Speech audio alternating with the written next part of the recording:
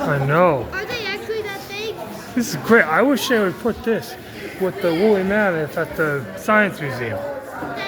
What? Yes.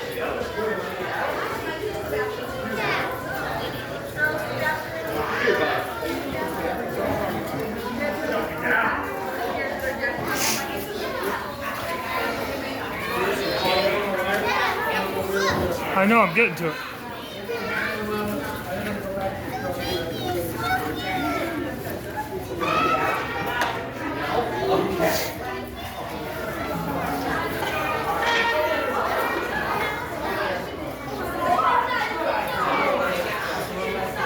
See, yeah, moose and like, you know, buffalo, I think they're considered megafauna.